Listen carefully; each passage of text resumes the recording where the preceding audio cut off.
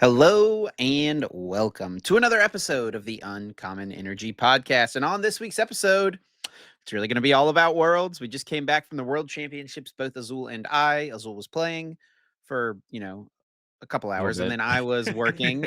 And so we're going to start off this week by talking about our overall Worlds experience from his perspective as a player. Mine as a someone working the event, commentating, and hosting. We'll of course have Guess That Flavor Text, everyone's favorite segment of the podcast. And then we're going to wrap it up by talking about the results of the tournament itself, breaking down the metagame, the decks that won, and also the big stories from the event, the drama, the intrigue, and the cool things that happened as well, of course. And then, of course, we will also have our weekly bonus episode exclusive to our YouTube channel members and Spotify subscribers. I do want to quickly say thanks to everyone who tuned into last week's episode. I think, is our most viewed episode ever. Oh, really? Yeah, like by a pretty good margin Mhm. too. So very much appreciate the support there from everyone. And normally here, Azul, I'd ask you how your week was, but it actually transitions for us to just go ahead and hop right in and talk about our first topic because your week was spent at the World Championships. So how was your World's experience, buddy? Worlds was good. Yeah, it was fun. Yeah, the tournament run obviously didn't go great. Ended up 1-3 drop. Played Golden Go. Nothing crazy as far as the list went. Ended up on a Rev of Room build.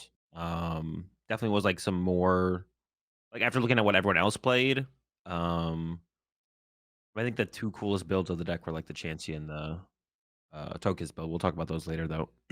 So there's like more depth to have been like put into more work to have been put in the deck to come up with like There's also like Sarah more Ledge stuff. Briar and stuff too.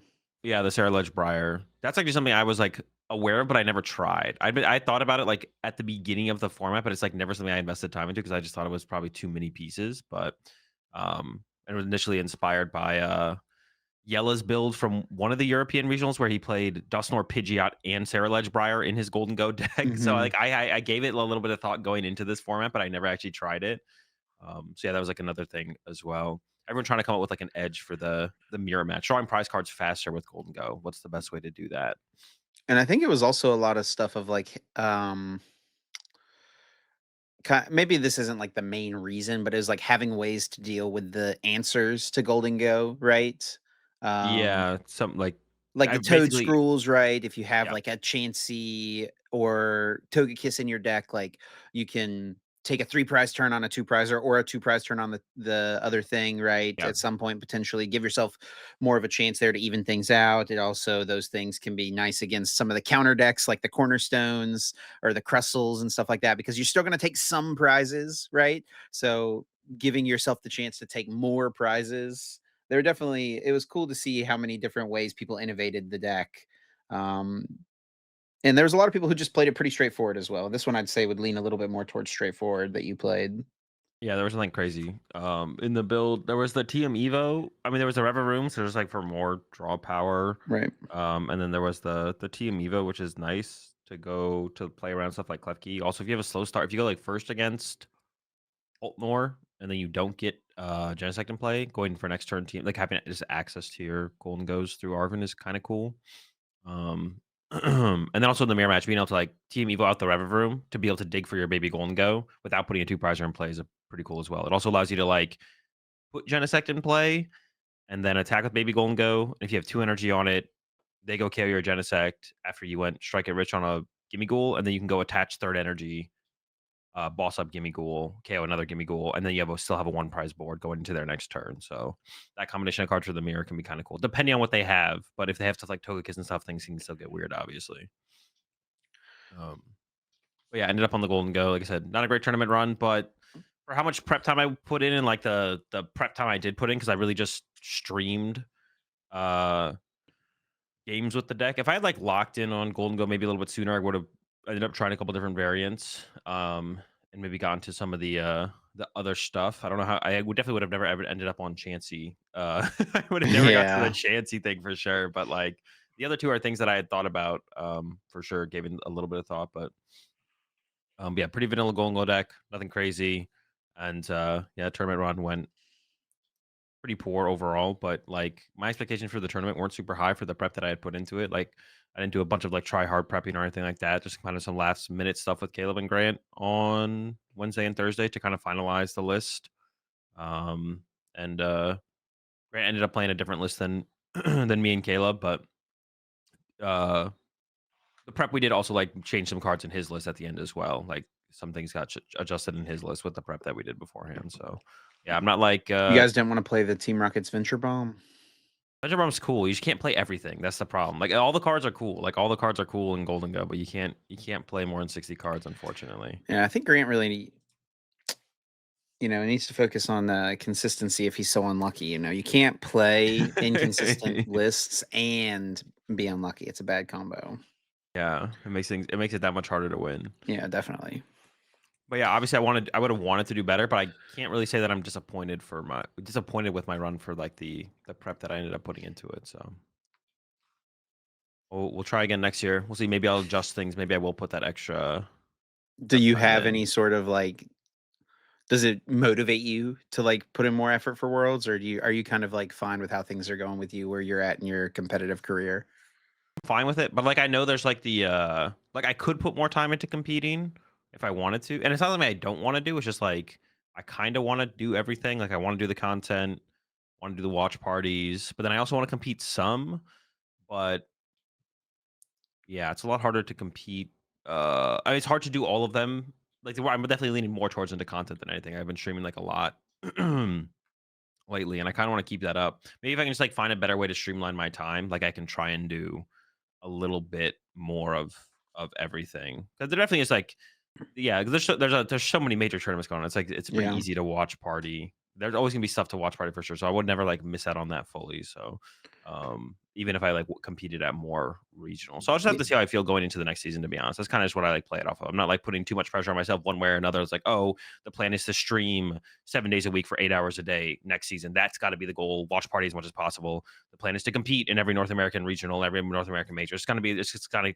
kind of be like the season where it's just like I think I'm gonna be a little bit more open to the idea of competing next season because I think that's definitely something where I was a little bit more focused on content this year, and that I put more pressure on myself to want to stream as much as possible, as long as I like felt comfortable doing it, and then as watch party as much as possible. Like I'm still gonna be doing like the late night watch parties for the Japan Championships and the tournaments over in China Yeah. and stuff like that. But I think I'm gonna put a little bit less pressure on myself to or I guess, like, that's the one thing that I felt like I was missing out on the most was the content stuff, so I'm gonna be like, it's okay to, like, not stream for a month if I wanna go to, like, 3 majors in that month. So, I'm gonna be more open to doing that, I think, this next season. So, we'll see how things go. Yeah. For me, Worlds was a cool experience. This one was unique for me because my very first Worlds was Anaheim in 2017. I qualified and went as a competitor. And so to be back in the same venue working and then seeing the difference between what it was like in 2017 to now. Definitely a big difference, yeah. And I was talking to Puka and Sable House because like Worlds was also in Anaheim in 2006 and they were both at that Worlds. And I asked them like what it was like even back then, and they were well, one like didn't really remember that much because it was a long time ago, and a lot of those early worlds were just in hotel ballrooms, and they Yeah. said I'm pretty sure it was just in the Hilton ballroom. So like just to see kind of how the game has come along and changed and stuff like that. And yeah, the difference as well. I'm pretty sure when Worlds was there in 2017, we were just in Hall B, that like center Yeah. hall where the tournament was. And then this was like A and C were open up and There's the arena. all kinds of stuff going on. The arena, the Pokemon Center took up a whole hall Yeah. as The Pokemon well. Center was probably as big as Worlds was in 20 what did you say, 17, 16, whatever that one was, 17, yeah. yeah. The Pokemon Center was probably this year, the Pokemon Center was as big as the whole Worlds Hall that year. Yeah. Um Yeah. Yeah, it definitely has come a long way. Yeah, I remember that. Yeah, it was because it was literally just that one hall, and it was you could see everything in the hall when you entered through the hall, if I Yep. remember correctly. But yeah. And I remember walking in that because it was my first Worlds experience and being like, "Oh, this is like it is crazy how big this is and how like the huge stage and all the lights and oh man, like it just having no idea what was to come, you know." Yeah. Speaking Let of the me Pokemon know. Center, we could talk about that a little bit too, because we both did go to Pokemon Center. Dude, Um, never again, bro. That's it. That was the yeah, last. It was it so was much pretty worse bad. than it was worse than any other Pokemon Center experience. I think I've because I went to the. I'm trying to think. I don't go to Pokemon Center all the time. Um, what was it? Last year's Worlds was Hawaii. Did I even go to that? I don't even know if I went to the Pokemon Center in Hawaii. To be honest, I went to the one in Japan. That was definitely less crazy in Japan than it was here. Like it was pretty crazy at this one. Yeah, Um, I've been fortunate the last couple years that in 2003 or 2023 and 24, the casters were included in like the preview hour. And so like we had a yeah. pretty chill shopping experience. I got to pick up some stuff to wear on the stream and stuff like that. Um, that was not the case this year. So we went through with the masses and which is, it's whatever is fine. But Brooke was with me, my wife, and our two kids in the stroller. And I should have known that that was just going to be a bad idea. I wanted Samuel to see the whole thing because he would have been so excited about it. But we got there for our time, and he fell asleep in the stroller, and he was asleep the entire time we were like, he has no clue that he went to the Pokemon Center. And Maybe for the best, it might have been a little traumatizing, all the people running around yeah, and crazy times in there. Brooke was just pushing the stroller through, and there was like one point where I went to try to go to the section of the center where they had like the Arcanine Yeah. product line. And apparently right before we had gotten there, some dude had gotten like arrested or escorted out by the police at minimum because things had gotten like kind of brawlic or something down in there. Like people were throwing fists and pushing and shoving. And so they roped it off. And then basically a Pokemon Center employee would like look at someone and say, okay, what do you want? And they would say what they wanted. Most people said, I want one of everything. So it took forever. Yeah. And like, cause they had to get them their right sizes and stuff like that. And so I literally waited in that corner for like 45 minutes to get that stuff. And it was like, it became after like, 15 minutes, I was like pretty close. I was like, okay, I've waited this long. I'm just going to wait a little longer. But then Brooke, this whole time, has the stroller with two kids that are both asleep and they won't let her stand still on the side of the wall to just wait. They say, you got to keep moving. You got to keep moving. And I understand why they're doing that because what they got to keep people moving through the Pokemon Center because it is so crowded and so busy. Yeah. And there's like been issues in the past, I believe, where people would like go get a bunch of stuff and then just go like sit in the corner and wait for their friends to come through and give them the exclusive stuff Yeah, that's like yeah. one per person. It's like, I get it, but like she's like sitting there with a stroller, man. Like, so she had to keep moving and stuff. She was a trooper for the Pokemon Center experience. She said that she saw you during that time frame as well whenever I Yeah, was like yeah. away. Yeah, I ran into her at one point. She said you're running around looking for the Pikachu plush, which there was none of. I think those, like, were all instantly instantly grabbed up, taken away. Luckily, I did end up Um, getting one because you they found gave us one? a couple of things at the end of the tournament. So Nice, yeah. got the Pikachu plush to add to the. I haven't even, dude. We got home so late last night. I have not even unpacked my suitcase yet. It's still in my suitcase. Yeah, I literally Uh, just I ended up getting back later than I thought I was as well because I was gonna get back. I was gonna leave Monday morning, but then was out late on that Sunday night, so I ended up rebooking my flight. So I only got back. I got back late yesterday night as well. So I started doing before we started recording. I started moving the laundry along and getting the laundry going. yeah. But yeah, the Pokemon Center stuff. Yeah, it was definitely crazy. It was crazier than the last time I had been in one. And then the Um, line to wait to check out as well, Oh, yeah, like took yeah, it's an just everything hour, about it. dude. Yeah, I was lucky, and I got into the line before it started getting crazy when I was in there. I guess we were both in there at the same time. I didn't see you at all when I No, was in I there, didn't see but you either. Yeah. yeah, I got in the line and I got apparently a really good time because I was there just to, like, help Lorelai, get some stuff, and then I like getting stuff to do, like, giveaways on the stream, so I picked up a couple double deck boxes and, Yeah. some of the dice to give away on my stream. That's, like, all I care about going there to get, but this is probably the last time I'll just tell Lorelai to pick me up some stuff next time because, dude, it's yeah, I don't ever wanna go back to a Pokemon Center ever again after that one. It was kinda crazy. It's so Um, frustrating too because it's all like predictable issues. yeah, It was also an issue just getting into the Pokemon Center as well, like, out there was this huge crowd of people trying to get into the doors, and, like, there's these Pokemon yeah, Center from the employees out outside. there, like, yelling, like, "Hey, if you're this time, do this." Like, how do they not know that people are gonna be grouping up and lining up like that? There had to be, like, a better way to, like, have a queue system to let people who their time was coming up inside ahead of time. Like, there just had to be a better way to, like, queue that up. I don't know. There just had to be some better way. Yeah, because we were there at the same time as you on, like, Wednesday. We had the time slot we had, like, a 3:15 time slot or something like that, and we were just all kinda, like, standing around towards the door, and then they were, like, yelling, everyone with a 3:15, but I don't yeah, there had to have been, like, a better Yeah. way to have done that, but I feel like that's I don't know, maybe there isn't, because maybe they have improved from the last time, and then this is their improvement, but there's always gonna be problems. It is just super hectic. So many people are trying to get in there, and then it gets messy once everyone's in there going after the stuff. Another big thing at Worlds this year was definitely, I mean, we talked about the production setup and stuff. There's a whole side stage with like all sorts of events going on, like meet and Mm. greets, panels. There was Yeah. like a cosplay contest that happened. Shout outs to my boy Joe Brown, who was like emceeing that all weekend. I think he had a good time. And then they had vendors at Worlds for the first time ever, which was pretty wild. It's something that's never happened before. The hall was just massive, and then also, like, the opening ceremony, there was basically, like, a concert at the very Yeah. beginning of the show, which was pretty cool. Yeah, opening ceremony was cool. Yeah, the venue was huge. I did actually go check out the world's, museum area, and then they had, like, a place with the I ended up going through that as well, the, artwork with, Yeah, yeah, like, yeah. the I don't know exactly what it was called, but it's like the black and white artwork It was cards. like a showcase or something, I Uh, think is what it was called. yeah, it was cool to see, like, the cards without the text. Oh, specifically, the one card that, like, I was like, "Oh, this card is a lot cooler than I thought." It's, like, the full art Genesect. Once the, like, text is removed, like, that card is actually, like, pretty sick looking. But the text on it, like, it's just harder yeah, it's just hard to tell what the images are. Like, I never look too hard at Pokemon artworks because 'cause they're just so cluttered sometimes with the text on top of them and everything, but, yeah, got to go around and do all those things, which is cool. Which one? This one? Yeah.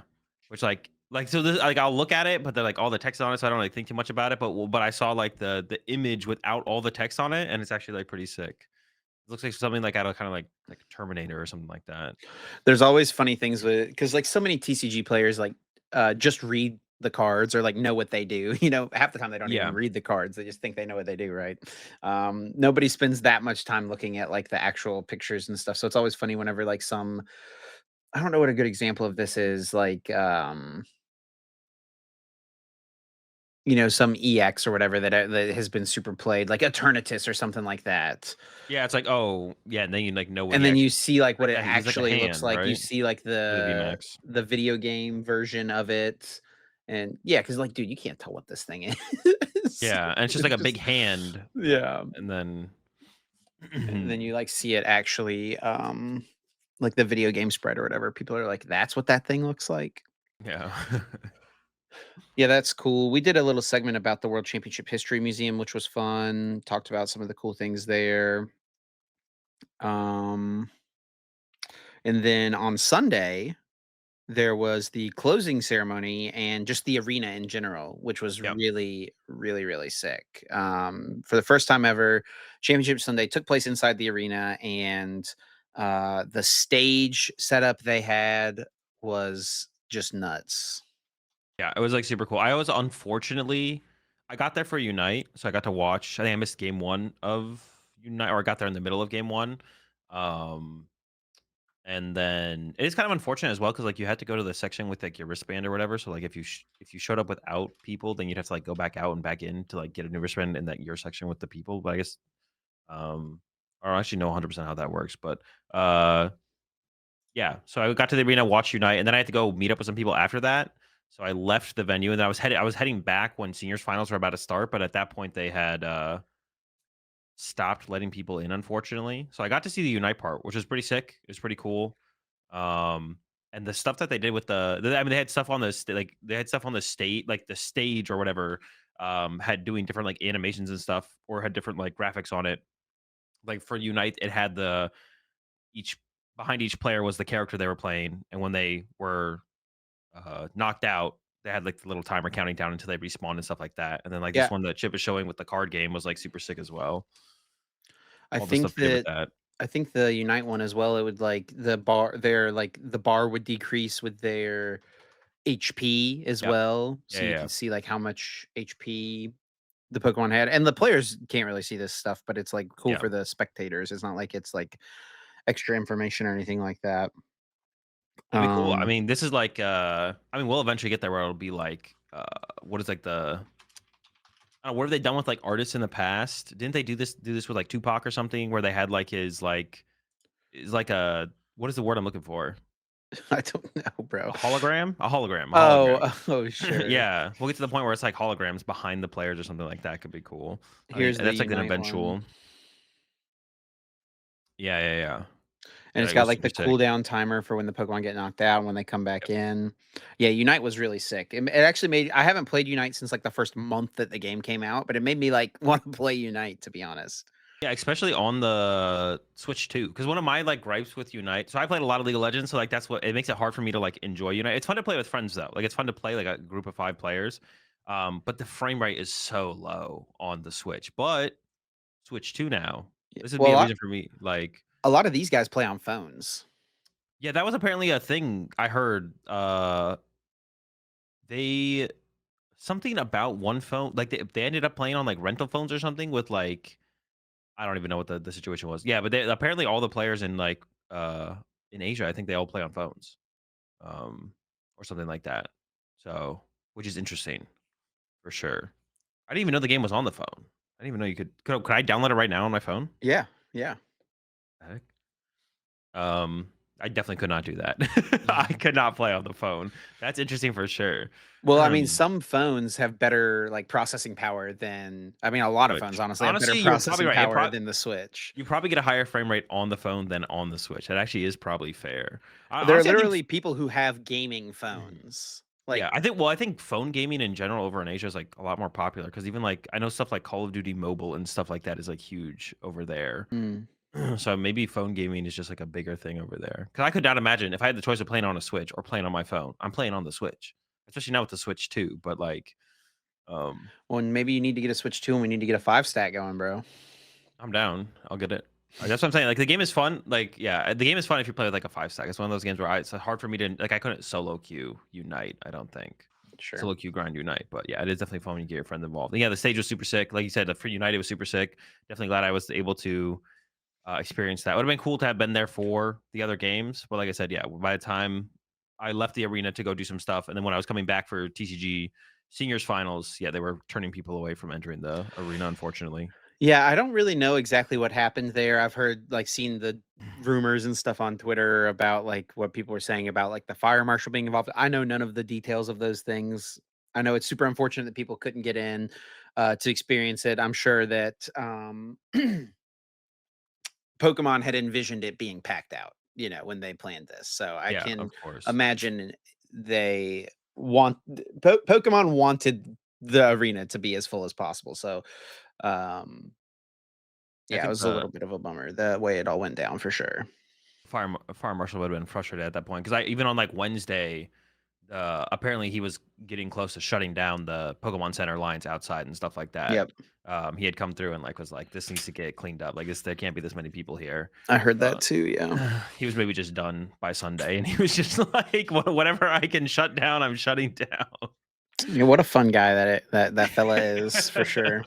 I mean, it's reasonable. Yeah, like I understand his job, so yeah, I can't put too much. It doesn't seem like there's too much blame on TPCI. Couldn't have done. It was out of TPCI's hands for sure. It was out of the event organizers' hands. They couldn't do anything. Like fire marshal is king, right? So like, and as far as that goes, so I understand that for sure. But I mean, we're going to the next year. We're going to be at the Chase Center, which should have more than enough room. Or I would hope. I don't know. Maybe it's not. Honestly, it would be kind of cool if it didn't have enough room. I would hate for the people who not be able to get in. But if we filled that thing up all the way, like that'd be pretty sick. I think we probably could actually, to be honest. There was a lot of people who were trying to get into the arena who obviously were turned away. So, and the world's going to be that much bigger next year as well. Speaking of which, I think we're gonna talk about some of the reveals, but we're talking about the closing ceremony, and you mentioned it now. Um, Registration for Worlds next year is opening up super early. It opens up in less Yeah, than a month. yeah, So and that's if because you are it's interested and you want to go to Worlds next year, like get your tickets. And they even say there's something on here about like if you are going to try to qualify, you'll be able to get a refund if you do qualify. So if you like want to go qualify or not, and then it's like you're worried about, oh, I don't want to pay for it, and then um I qualify and get my passes anyway. Like yeah. you should just still register, and you can get a refund if you do end up qualifying. Yeah, yeah, definitely keep that in mind. Um, an interesting thing with this as well, though, is that the championship Sunday is in the Chase Center, Yeah. and the tournament is in the Moscone Center. And those two things are not close to each other. Oh, really? I They are didn't not know. close at all. It's a 10-minute drive Mm, or for a a walk. 30-minute walk. That's not that bad. Get our steps in. How about a Yeah. bus? We got any But bus it's options? it's just it's just different. So it's like Yeah. the whole tournament will take place at the Moscone Center, right? Based on this, assumedly, right? I don't know Yeah. this information. And then just on Sunday, it's like in a totally different location. So I'm thinking a hotel somewhere along here is going to be a good idea. Somewhere in between. I don't know. I would probably just get something close to the Moscone Center because you're gonna be there most of the time, and then Sure, sure. I mean, like a 30, like you're in. It's gonna be in the summer, but it's like in San Francisco, so it's gonna be. It's not that gonna be that hot. The 30-minute walk over to the what's it called in the morning wouldn't be that bad, to be honest. It's not that bad of a walk in San Fran, even in the summer. And then I guess one of the big reveals was the Pokemon XP. When the way they framed it, it's like Pokemon XP at Pokemon Worlds or with Pokemon Worlds Yeah. 2026. Don't totally know about like what this seems to be, but I mean the from the trailer, it shows like a lot of Pokemon related stuff happening Yeah. in the city. It seems like it's going to be some sort of, big citywide event happening at the same time as the Pokemon World Championships. Yeah, it's almost like a I'm trying to think of, like, a good comparison from, like, other it's like, I don't even know, like, a good way to, like I don't can't even think of, like, something else to compare to, but, yeah, it seems like it's just gonna be, like, an everything Pokemon event. Hopefully, this, like, is also, like, gonna be, like, what I kind of envisioned when I saw this was gonna be, like, stuff like demos of the new video game coming out the next year, stuff like that being at this kinda thing, Well, that was like at this Worlds, bro. oh, they had ZA at this? They did, yeah. There was a Oh, okay, okay, huge okay. line like all day, every day, people waiting to play the demo. Okay, well, maybe that plus like, just bigger, I guess, bigger scale of that kinda stuff. But like you said, yeah, it does seem like it is gonna take over the city in some form. Maybe it'll feel a little bit like kinda like Japan, Worlds at Japan was because there was so much stuff around that area when Worlds was in Japan. Mhm. It was, like, Pokemon themed and stuff, so maybe we'll see, like, a lot more of that kinda stuff going on, which would be cool. Yeah, this says Pokemon XP brings an expansive selection of Pokemon experiences and partners together in one place. Come join a celebration of community and all things Pokemon as you merchandise. What is that? That isn't a correct sentence, right? Am I having a I stroke don't right know, now? yeah, what is it what does that Come word join a celebration of community and community, all all things things Pokemon Pokemon. as you merchandise. Merchant well, it's merchant dude, is that word mean something else? And so much more at the first event of its kind. Pokemon XP will take place at the same time as the 2026 Pokemon World Championships, so Pokemon fans have an opportunity to attend two iconic Pokemon experiences. I feel like there's supposed to be a different word there for sure. Yeah, that feels weird. That feels off. What is Um, the what is the difference between the Pidgey price and the standard price? What do you get? the It's like, Pidgey price is probably for kids. Oh wait, well there's a youth no, pass and yes, yes, adult yeah. Adult pass. pass, use pass, Pidgey price 150. Was it Bro, multi-day I don't pass know. with I'm gonna choose the arena? Pidgey price personally. Yeah, I don't You see a reason not to. you can Like, pay 180. No, I'm sure there's a difference. yeah, there's It, got to be it, something more you get. but yeah, I mean that's probably the biggest reveal from Worlds was that is Yeah. going to happen. Be interesting to see what they do with that for sure. And I assume it'll be one of those things where it might like this next year coming up. This is the first time they'll be doing something like this, so it might be a little bit. They'll be like trying stuff out, but it'll get bigger and bigger as Yeah. the years progress. And I assume that's something they plan on doing. Just like with every future world, is kind of turned more into like a Pokemon Expo with the competition. Like the competition isn't going to be pushed off to the side or anything, but it's going to be like a celebration of all things Pokemon or a showcase of like all things Pokemon. I do have a funny story to tell about something in the arena that happened backstage. Um, so like during the event, they have what's called a green room, which is just like a place for like the casters to hang out and sit and watch the games that are happening and wait for their time to go on stage or do whatever they need to do. It's like so they know where we are and we have a place to be, like a place to like hang out and relax and be Yeah. away from everything, right? But on Sunday, everything's in the arena, so it's far away from like where our green room was backstage. And so I go in on Sunday morning, I get like the hair and makeup stuff done, and then one of the makeup girls walks me over to the arena. And there's like a new green room for us in the arena. And so she walks me over there and is like, okay, this is y'all's room right here. Opens up the door, and there's like nobody in there. It's a lot smaller, and there's no TV or anything with the games or anything that are happening. And this is like as Unite is about to start or is just starting. And so nobody was in there. I couldn't see it. So I just was like, okay, I'm just gonna go sit out in the crowd. And I saw like some of the other casters where they were sitting and stuff in the crowd. And so I just went out there. Okay. Go about that little bit. I went and had something I needed to go record during the Go finals.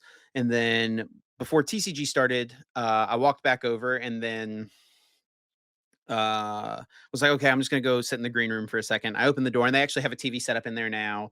And I like walk in, there's nobody else in there. There's like a little plate like with like some chocolate on it and like water bottles. And so I pick up a water bottle, pick up a little chocolate, start opening it up. And then one of the talent managers pops her head in and was like, hey, Chip, this is like Mr. Ishihara's VIP room. You're not supposed to be in here. Oh, what the? They had put me in the wrong room the first I The went back wrong to the room. same place. I was like, "Oh, my bad," and walked out. So, luckily, I didn't pop my head in, and he was, like, sitting in there. Yeah. But That's that was funny. funny. Trying to trying to get some time alone with the big man. Yeah, Getting jealous. I do have to say thank you to Mr. Ishihara for, the piece of chocolate. It was delicious. That's good.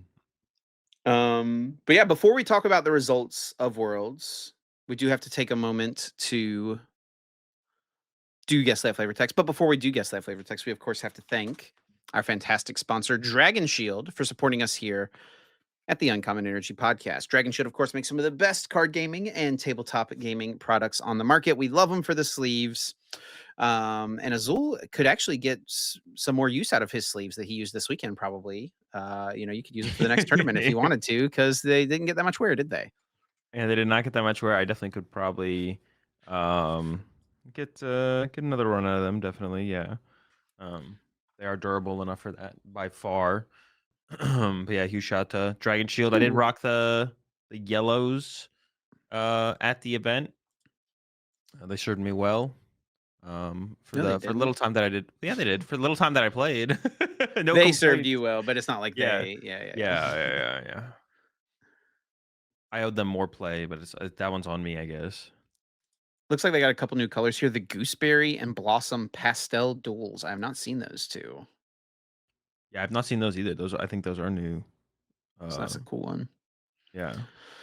But if you want to play like Zool and serve the yellows better than he was able to, you can pick up a set yourself. We'll leave a link in the description to the yellow mats that Azul used, so you can play.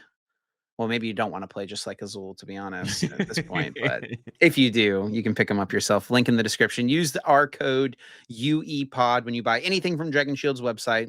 Get yourself 5% off your order and help to support us as well. Huge thanks to Dragon Shield, as always, for their support.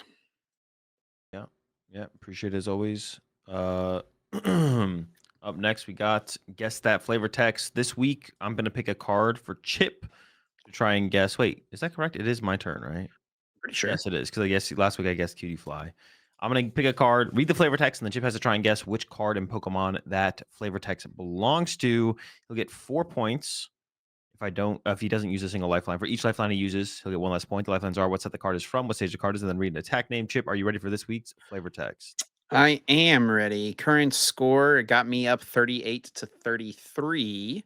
I was really thinking that you were going to get last week's, but for some reason you decided to lock it in for 4 points and not use any lifelines. I tried to get in there. What was it again? It was It was Beautifly. Beautifly, Beautiful. I don't know if I would have gone to I don't think I would have remembered the name of Beautifly though, or would have like thought about it. I maybe just would have went with like Butterfree if I had gone to like It would have been a better guess than Cutifly, though. why do you think Cutifly was such a bad guess? It like matches pretty well with the flavor I text. don't think Cutifly is aggressive. Well, I wouldn't think Beautifly is aggressive either, but like that's the point of the flavor text. It doesn't look aggressive, but it is Read me the aggressive. card. Read me the card. Okay. Though it differs from other blank in several aspects, including demeanor, this one is gentle. I've categorized it as a regional from Okay. given the vast array of shared qualities. I'm gonna need you to read it again because I was trying to figure out what the heck the beginning part was, why you were blanking out something if it was similar, but then I realized it's a regional form, so let's read it again. Though it differs from other blank in several respects, including demeanor, this one is gentle. I've categorized it as a regional form given the vast array of shared qualities. Okay. Well, could be some Alolan form, could be some Galarian form. Gentle. Could be like an Alolan Vulpix. Probably not Alolan Meowth, Alolan Rattata. It's probably none of those. I feel like it's probably gonna be a basic Pokemon. Um, Most likely. But I don't really have much else to go on here other than it is a regional form. And that it's gentle. So, like, I don't have any cues on type or anything like that. So, I'm going to start this week with read an attack name and see if I can get a little more information there. Surprise attack. Okay. I feel like that is an attack an Alolan Vulpix would have. I think hmm, there's I know the beacon one, obviously. I know you wouldn't have ever given me beacon. But I feel like there's like another one that has like a free no energy cost attack, but it might be called like powder snow or something like that. There's one that has like an ability with a free attack that could be surprise attack, maybe. Maybe surprise attack is the other attack on the beacon Alolan Vulpix. I mean, Alolan Vulpix is just my first thought by far here. That is the front runner for sure. I guess let me go with what set the card is from because this could tell me if it is an Alolan or can't or Galar form, something like that. Let's hear it. Lost origin. There is an Alolan Ninetales, I'm pretty sure, in Lost Origin, right? I'm pretty sure. There's not really many Paldean forms anymore. Paldean Wooper. I guess it could be okay. Could it be Paldean Wooper? Wait, no, no, no. That's Sword and Shield, not Scarlet Violet. Lost Origin is Sword and Shield. So it's either an Alolan or Galarian form. I guess it could be Galarian Zigzagoon. Is there an Obstagoon in Lost Origin? I can picture the Obstruct one, which is like Sword and Shield base sets. Then there's a Champion's Path one. Is Lost Origin? There is another one that has like Merciless Strike or something like that, like the big guy Obstagoon. Maybe it's Zigzagoon. Surprise attack. I can't quite picture it though. I just can't picture the card. I think yeah, I think I'm gonna just go with the Galarian Zigzagoon here and hope that that is close. And honestly, low key, the Galarian Zigzagoon from Sword and Shield base set that was like a good card, the Headbutt Tantrum. I think its attack might be surprise attack. So, um, yeah, I'm gonna go with the Galarian Zigzagoon. Lock it in. All right. So the first, you'll use two of the lifelines, right? So yeah, we'll confirm it is a basic Pokemon. Okay, okay. You're going with Galarian Zigzagoon. I am going with Galarian Zigzagoon. I don't know if you. All right. So I'm going to ask you first. I don't know. You didn't say it ever. You didn't mention one of the regions of other forms. I just looked it up. It's not Galarian Zigzagoon. You didn't mention Hisuian at all in everything Oh, you said. oh, I forgot. And Also, that there Lost was Origin is like one of the you first. you did miss a key piece of information in the flavor text, which I is though it differs from other blank in several aspects, including demeanor, which means usually it's the opposite The other one of is like gentle. aggressive, and this one is Yeah. gentle. So Hisuian, it would be what? Uh,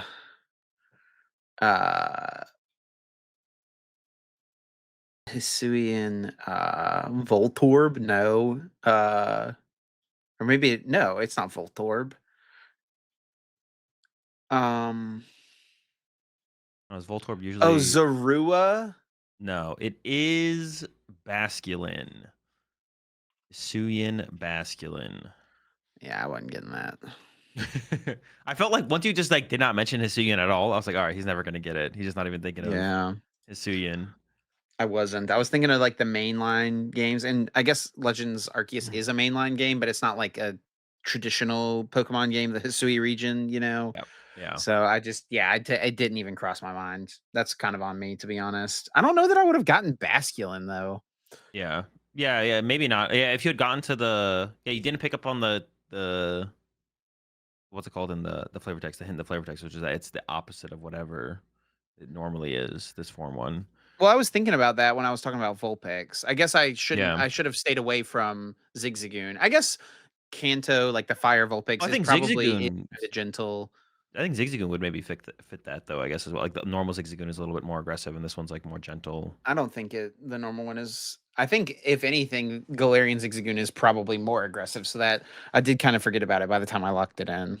Yeah. Yeah, I don't think I would have remembered that this even exists, to be honest. But yeah, Lost Origin, Astral Radiance, those were like kind of the two sets where the Hisuian Pokemon were coming out. So probably could have thought through that a little bit more in depth. Were there even like Alolan Pokemon existing during this time? I have no clue. I want to say there were. There might have been. It's kind of cool how that is like one of the things. One thing I would like to see in the Pokemon TCG as much as possible is like I guess like mechanics carrying over, like the alternate form Pokemon constantly having like the free attacks since the first time they introduced that in the Sun and Moon era is like cool that that is still continuing. Yeah, sure. I feel like a lot of times they kind of drop things and they don't like add more to the. It's not like a huge thing to have in the game, but it is always cool to see things stick around in the game for forever or a really long time. Bro, what is this attack name? Trio Chihu.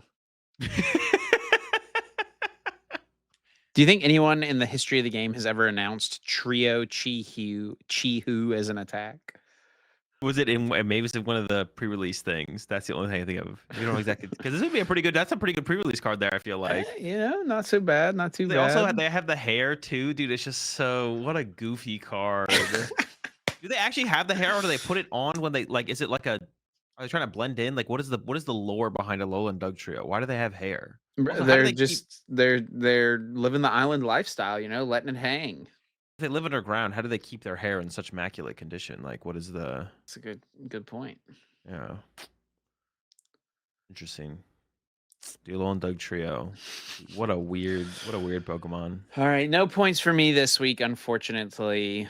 Um, yeah, I don't love my guess, but I don't know that I ever would have gotten to Basculin, to be honest. So I'm not too upset. Yeah, I thought it was like a solid one. I was like, I wouldn't be surprised if you ended up getting 1 point from it, but Sure. I'm happy that you got 0, so I can try and catch back up. I'm falling a little bit behind. Well, now let's move on and talk about the results from the World Championship. So let's start off by looking at the meta for the event, what decks were most popular, and then we'll talk about the results, who won, the decks that did the best, and then we'll talk about kind of the big stories around this tournament as well. Yeah, we were So, like we're pretty off with our meta predictions to be honest from the yeah, from our predict. Yeah, the meta ended up being a lot more narrow than I thought it was going to be for sure. there were still 4 10% decks, but Or they more just than a ate lot more. into like Golden Go being Yeah, I 22.5%. just I mean, like there was like, dude, Grimmsnarl was less than 5%. We thought that was going to be a 10% deck. yep. Really, most of the rest of this I don't think was too bad. I thought Jolted Box was going to be a little more popular. You were kind of wanting to go down. I was wanting to go up a little bit, so Yeah. you were a little more keyed in there. Um, but yeah, I mean, it just really trended to the top two decks: Dragapult, Dusknoir, and Golden Go. Yeah, and like the lower percentage meta decks, I feel like I mean Crustle was only 1.3. I thought that would be like 3, 4. I feel like that deck felt well. The question mark I still had for that deck going to the tournament was like I just don't know how the Dusknoir Dragapult matchup goes. My assumption was like a 50%. Was about 50%.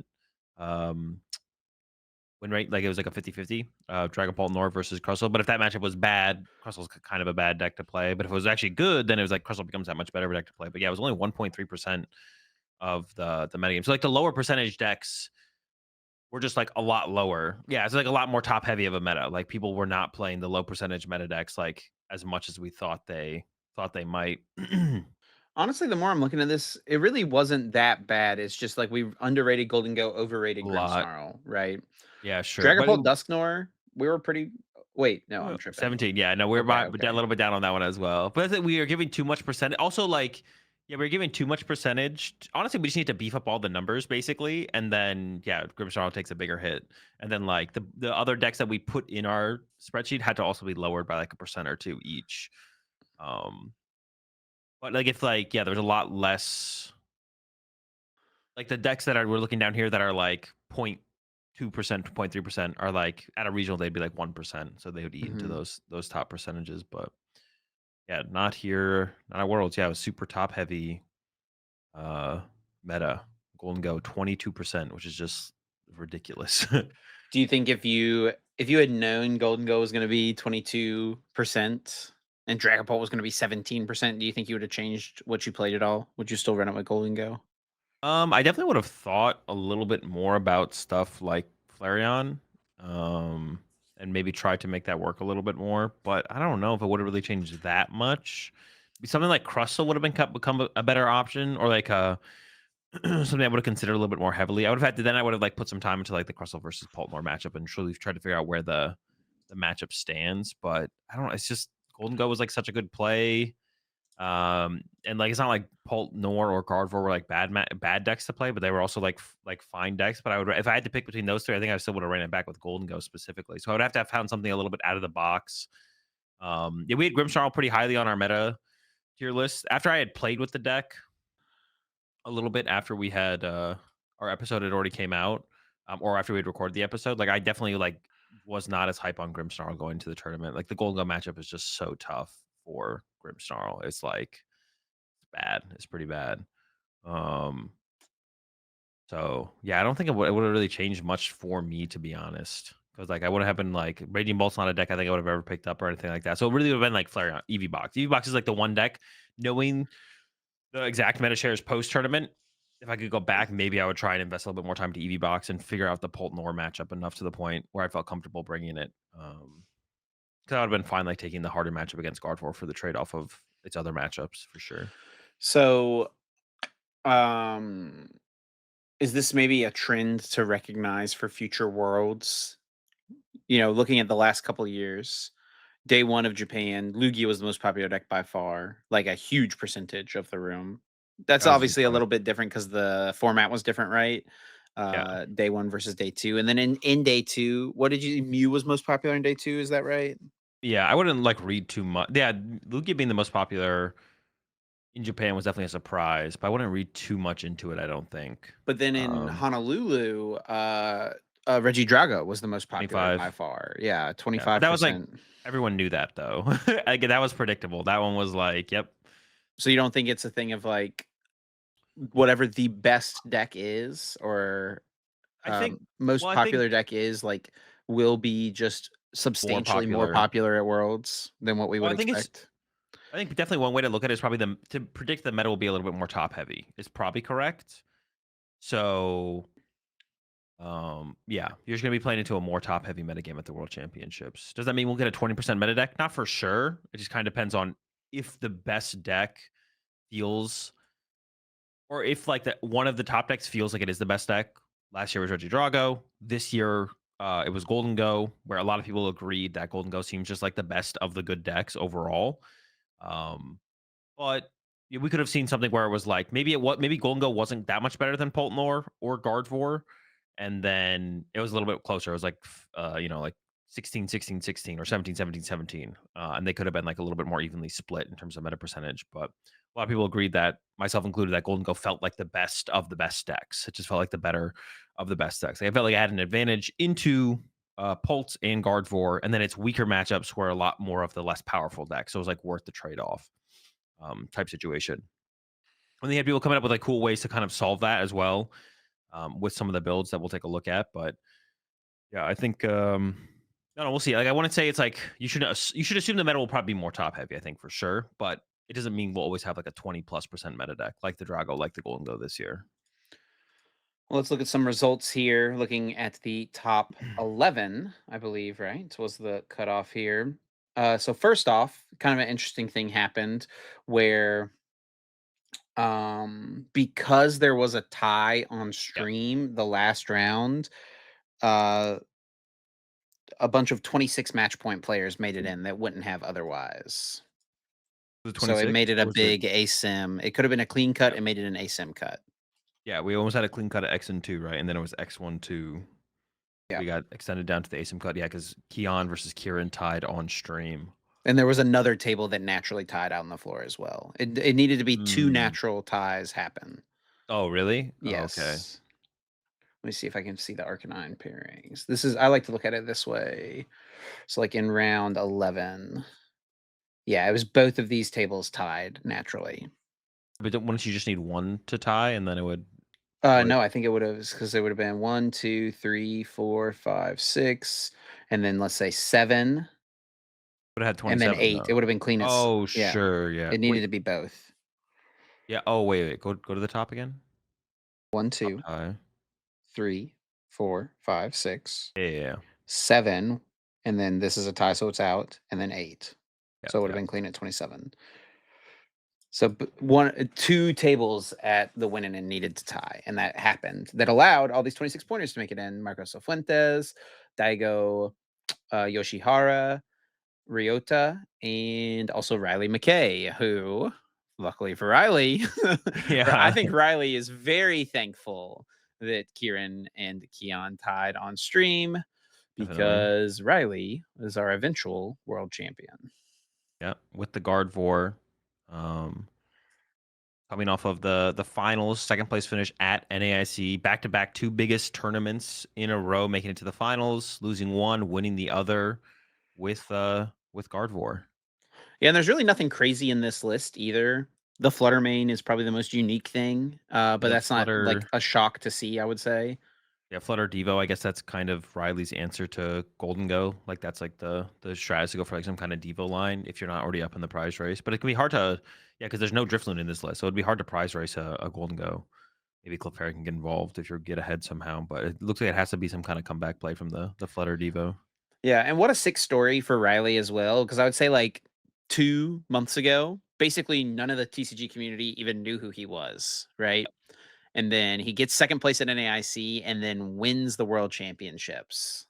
Yeah, it's a pretty sick come up for sure. Definitely the once it's all said and done, definitely like the breakout player of the year. Someone who's like been playing for a while. Whoa, whoa. He overtakes Henry Chow as the breakout player of the year? Oh, I guess that's fair. That's tough though. Like you would regular season, it's Henry, but if Is you're Worlds talking the about postseason? are talking post worlds, I mean NAIC finals into worlds win. That's close. Maybe it's like a tie. Maybe it's like a tie. Looking back at this year, should you is there if you're just trying to win, is there ever a reason to have played anything besides Gardevoir?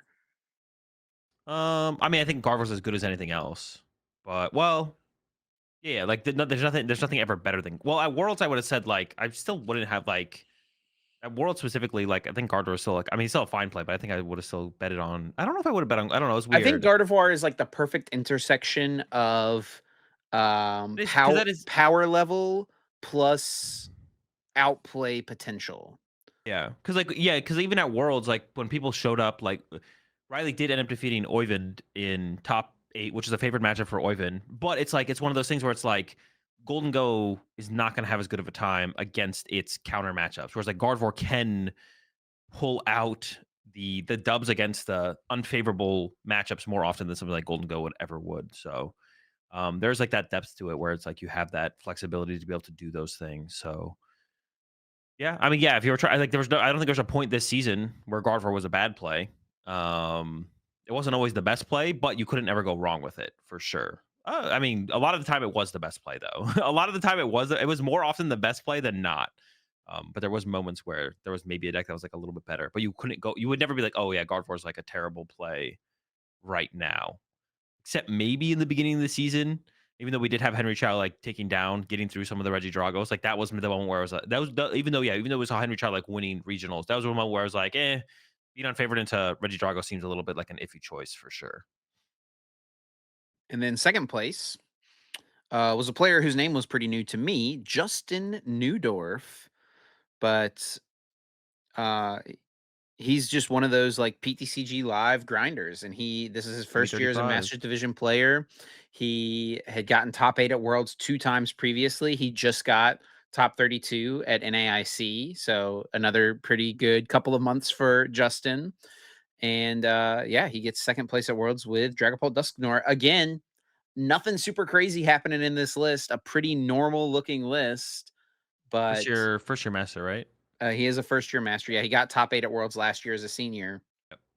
And he is a PTCG live grinder. Gumi 35. If you ever play against him in limitless tournaments or see him on the Yeah. ladder, he did tweet before the event that he had achieved 1900 elo.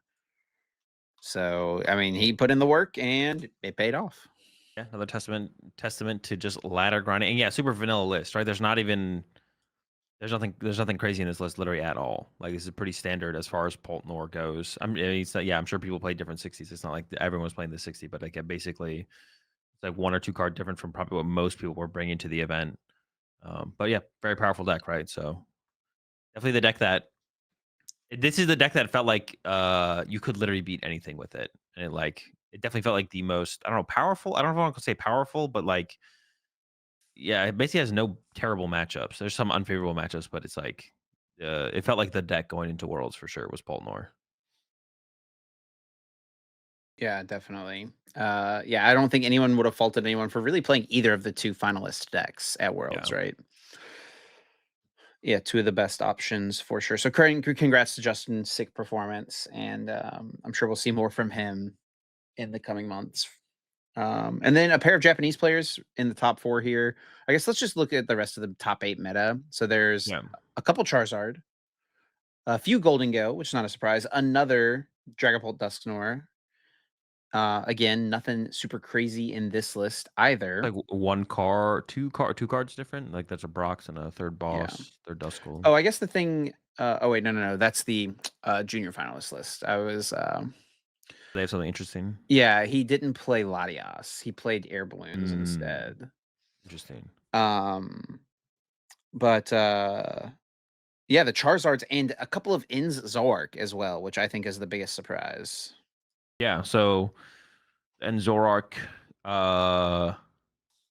players coming up with a way. I mean, really honestly, Enzorg's worst matchup is Golden Go. And no, because I get asked this question all the time where people will bring it up. People will be like, yo, what's wrong with Enzorg? Why is it not good right now? It's like the Golden Go matchup is terrible. It's like, what do you mean? You have Darmanitan. It's like, no, Darmanitan does not beat Golden Go. That's why people play Toad Scroll. And that seems like that was the solution for the matchup. Because Enzorg has always felt pretty strong into like Gardevoir and Polt.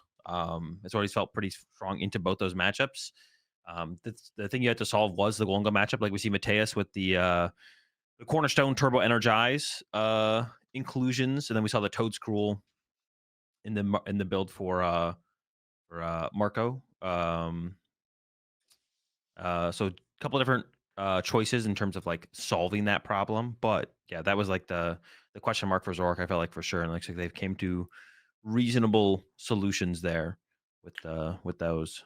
Yeah, this is also the same 60 that Gabriel Fernandez used to get second place. Not Yep. quite able to complete the true perfect season, but I mean, come on, it's still pretty Yeah. sick. And he does find himself up against like a 30-70 matchup in the finals as well, you know. Did what he could, I felt like. But yeah, I mean, this is a cool list as well. Janine's Secret Art plus Pecharunt and the Binding Mochi to give you that little push. The Janine gives you the, Energy Excel option. Yeah, Definitely a cool deck. Zero. Marco's actually been playing a list like this for a while. With the Janines, no ends PP up, just the Janines for the energy acceleration. It I does think feel crazy to me to not play one. Ann N's PP up. Like that card is Yeah. so powerful. Item-based energy excel. Like It does feel a little bit weird to not include it at all, but probably, I mean, opting for the heavier E-switch count, so you have like more flexibility with your energy that you do get into play. As long as you're attaching for turn, having the E-switches like moves them all around, stuff like that, I guess. And then goes with the unfair sample for the A spec. Obviously, like super powerful A spec still. It's just hard to find a deck that it slots into really well, but this definitely feels like one of them for sure. And yeah, so I think like yeah, Zorak was like the question mark for Zorak was like, can you find a reasonable answer to Golden Go? Because like I said, against the other two top decks, you've got a good route. And then Zorak is also a deck that comes up. It feels like it comes up short against some of those lower meta percentage decks, like the Joltik boxes, like the Raging Bolts, even. And I think like talking about, I don't know if it was like a good. It was like a reason, I guess, like a reasonably good meta call, but it was also just like maybe it's like a product of how the tournament played out and what actually people ended up showing up with. But like Charizard Pidgeot, once I saw the bracket for Worlds, I was like, Charizard Pidgeot actually has a good chance of like winning this tournament. Especially for like the builds that Oyvind and Junia brought with the heavy, because I think they both played heavy Dustnor, right? Yeah, a 2-1-1 line here from Oyvind has the Squawkabilly for a little Yeah. bit of like turn one consistency, which he told us was kind of like a late inclusion into the deck.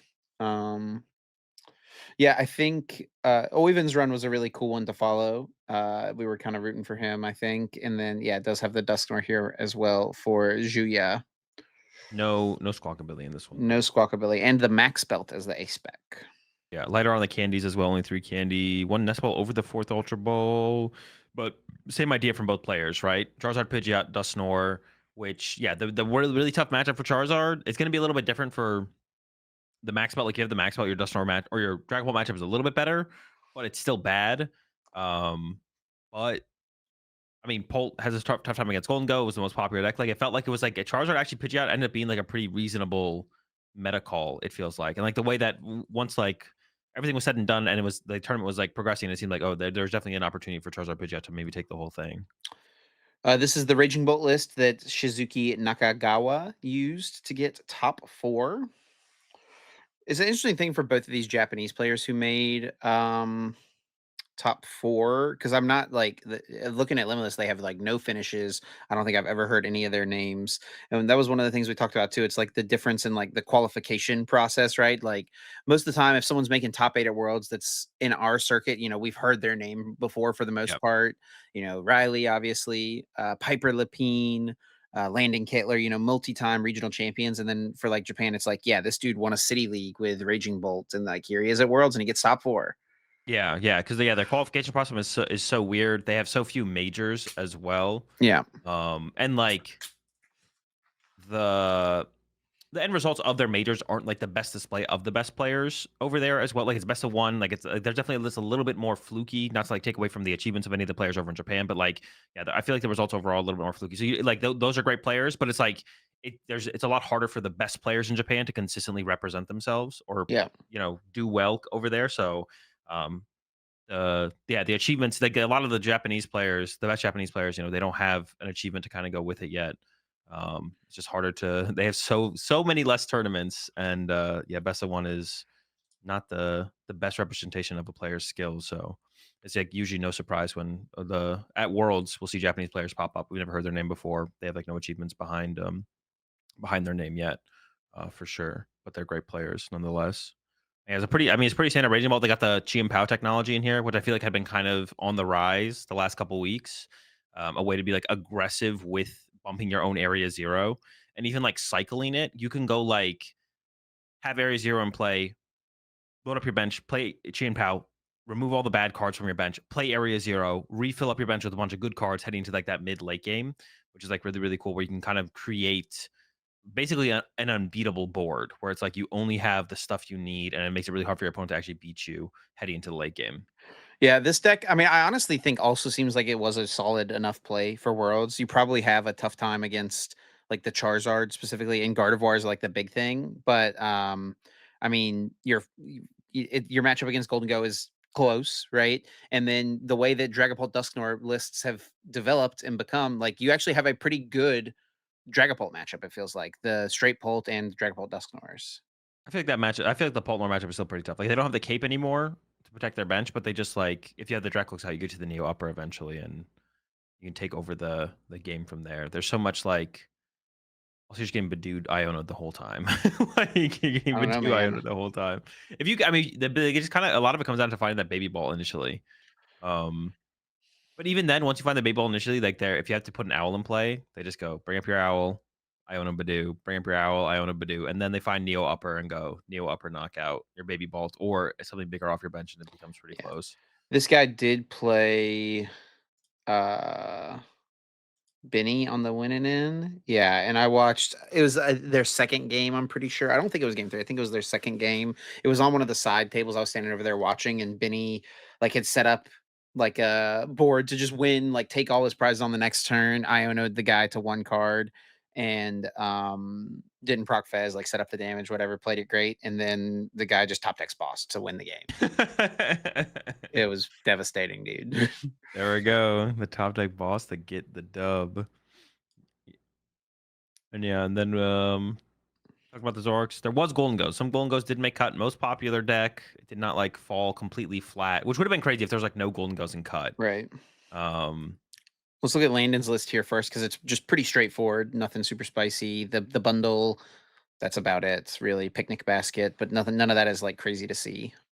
yeah, pretty standard lists. Yeah, literally nothing great. Went with the Lavencias. I guess like not everyone was on Lavencia, but went with the Lavencias, which is a pretty strong card against Dragapult and any other kind of item lock.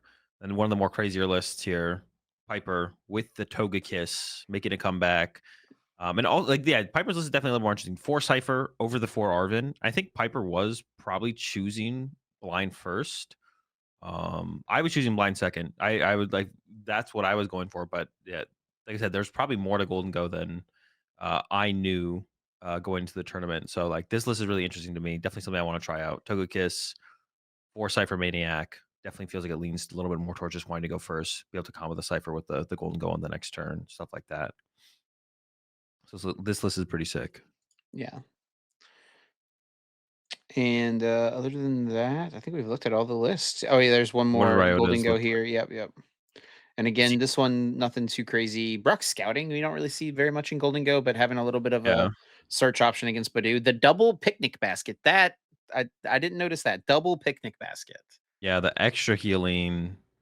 I mean, I guess maybe you don't want to. I mean, it stacks up really well against Pults. Like you just go basket. One basket usually feels like enough, but yeah, really trying to Double basket and the not monkey gonna prize dory. it. And I mean, honestly, this is like this list is just super teched out for Pult Nor. Double Brock scouting, trying to be able to do something under item lock. Like that's kind of like the similar thought process behind like the TM Evo that Mhm. I ended up playing because it was just like just want more stuff to be able to do when you're getting item locked by Pult Nor because otherwise things feel really bad. Of course, like with like the build that I play, you have to find the gimme ghouls first, and then like the team evo can be useful. But with that build, it's like, all right, we can at least get to the gimme ghouls or the genesect, right? Because the Brock scouting can find a gimme ghoul and a genesect, which is kind of cool. But it's like obviously like a pretty weak card into most matchups, I would say. But honestly, it's not even that bad in like even against like Guardy, as long as you have the energy to take the knockout, be able to take your turn off using Brock scouting just like to set up a little bit further. It's not even that bad to be honest. So I don't hate the Brock's the Brock scouting. The meta didn't feel like I guess also like maybe Jellicent, like that could be one of the thought process behind it as well, is to have a tech against Jellicent. Obviously, Jellicent wasn't super prevalent at the tournament, but there are some players who played it. Yeah, that is the list that like Bradner and Henry Brandon them played. Henry Chow, Or yeah, Henry Chow. Yeah, my bad. Henry Chow. And Kiana Meany played it as well. yeah, Tied that winning in. yeah, brought the Jellicent despite it seeming to be like the weaker way to play Gardevoir. Still ended up bringing it 2-1 Jellicent. So having and that's actually one of the things that I had like heard people have been saying like leading up to the tournament. Like Frillish is the better card, or like you could like Frillish is like really good, and Jellicent is also good, but it's like just even having a Frillish is like kind of cool. Having a Frillish in your deck is kind of cool. So yeah. Besides that, like yeah, I got the jelly in there. Nothing too crazy besides that, I guess I would say Yeah. though. Yeah, it doesn't feel like they had to sacrifice too much to get like the 2-1 line in, right? But whenever Yeah. the thicker you go, the more you have to give up. They did give up a monkey, they do give up a dark, right? Because that's what they had been Yep. playing. But No Drifloon. Does still have one Braver Charm for a little bit of reach with Scream Tail or something like that, or protect your yeah. bench. The ability to protect your bench. And then I always like to look at what like the good players choose to bring, right? Yeah. Tord did play a Dragapult list similar to his NAIC deck. Yeah. Had the Sudowoodo had the Cornerstone. I don't know how he was utilizing Cornerstone in the Golden Gun matchup. I don't know if he was like pushing it early to slow down Golden Go, force him to have boss, or if he was actually like manually attaching to it and setting it up against Golden Go. Because most Golden Go players had Baby Golden Go, so most people had an answer to be able to get through the cornerstone. But I mean, Tord here does play, two Monkey Dory, so like Yeah. that can offset some of the damage that the Baby Golden Go is pushing out. I know he was not happy that he went on stream round one. Yeah, just fully leaked the cornerstone. Everyone knows. Yeah, In the he Sudowoodo, said all of my opponents knew my 60 the rest of the yeah. tournament.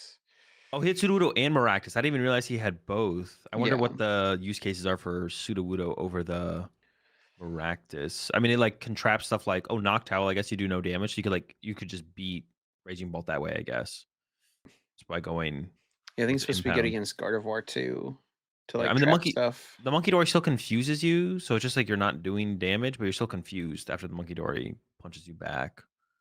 And Um, also, hey, listen, your opponent goes turn two hands, you go turn two Sudowoodo, 50-50 to win the game on the spot. leaving Sudowoodo the Pseudo the Iron Hand. Iron Hands, Oh, bro. They what the got heck? Yeah, nothing. sure. Yeah, I guess why not? I don't You think have that's to. a legitimate strategy, but it is funny. That would be pretty funny if that is. Yeah, you just Try to draw through. imitate. Get heads. Oh, it is. Yeah. I mean, it's weak to fighting. Sure. Try to imitate. Knock out the Iron Hands. Good to Well, go. that's 3 prize cards there, buddy. It's a good start. Also, remove all their energy from play if you're up against like a Maridon or whatever the other one's called. Celtic box. Celtic box. Yeah. But yeah. Not. I mean, also the penny in there is interesting as well. But yeah, nothing too crazy, I guess, compared to his. It's pretty similar to his NAIC build, right? Just has the cornerstone in there, trying to help out the Yeah. Golden Gun matchup. Any other people's decks that you think we should take a look at real quick? Anyone else We can come to mind? take a look at John Ang, the Chansey Golden Go. That build of it. The deck is pretty interesting for sure. Definitely something I'm going to try out. 3 ties. We're drawing extra prize cards out here. We're tying 3 times. Tied Polt, tied a Grimmsnarl, tied a Joltik box. I gotta step up the pace, John. What are we doing? But it's a pretty that's a pretty interesting build with the Chanseys in there. The With Zacian the EX is your answer to Cornerstone. yeah, and you got the ticket in there. You got the Academy at Night as well. The Academy at Night's pretty cool. Not even just to set up the Chanseys, but also it like it's also just like a How does pseudo Golden Go cipher lose most of its games? by getting Ionoed, right? You Yeah. go against Baltimore, getting Ionoed, you can't find the pieces. Well, Academy at Night is like a pseudo cipher in that sense, which is kind of cool. Yeah, you could even stack 3 cards on top of your deck into an Iono turn, right? You could go Yeah, Cipher and exactly. then Academy at Night one more. It's cooked at that point. They ain't doing anything. Um, yeah, John Ang played it. Caleb Rogerson played it. Xander Perot, I think a couple other players as well. Yeah, Caleb and Rogerson was on the bubbled win out. and yeah, Yeah, there it is, the Chanseys. Yeah, Chanseys yeah. very cool. My question for this deck is like, are we just like aggressively setting up the Chansey like every single game, or do we just kind of do it when it comes together? You have to. I mean, it's like it is your mirror tech. Like in the mirror, you're evolving immediately, drawing first prize, and then you're trying to Chansey on 3. So you're trying to do it pretty quickly if possible. It's just kind of like as you naturally draw into it. Like no one played Iono in Golden Go for the most part as well. So like for the mirror match, you're gonna be able to probably set it up. The other matchups is where it gets a little bit more iffy, where you don't have like answers to some stuff because of that. At that point, what is the Zacian's? Can you go to the Zacian real fast? I forget what its first attack does. It's 20 and it pulls an energy to itself. Your deck for a. Oh, okay, that's kind of cool. Yeah, so that's like a pretty good answer to Cornerstone for sure. And Yeah, slashing strike 1 hits. Caleb said he lost to a Frostless Monkey Dory deck, yeah, in round 2. Like, and he was like, I thought about going just lone Zacian. Yeah, they'll get you They with can only Arceluna attack every eventually, other but turn. yeah, that actually would work to be honest. You could just bench a bunch of gimme ghouls and then just wait because they're gonna go into Ursaluna at the end of the game, but you have time. Yeah. But those Um, are all the decks that I can think of. I'm and sure it's there's cool other ones now out there. they do release everything, so you can see everyone's deck in the whole tournament, what everyone played. You can also see the people who did not finish, aka they were DQ'd. So that's down here at the bottom. Hmm.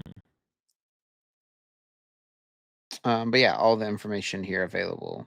Uh, to take a Yeah. look at. So, I mean, I guess looking, how do you feel like this Worlds will be remembered? The like Worlds format, right? Was this a fun format? Was this a interesting tournament? I mean, I think one of the big things here is, I mean, yes, there were great players in Top Cut, but I think um, a lot of really good players were eliminated and did not even make day two. You know, Yeah. yourself, Tord, Bradner, uh, um, Hedrick, you know, Stefan. None of these guys made day two.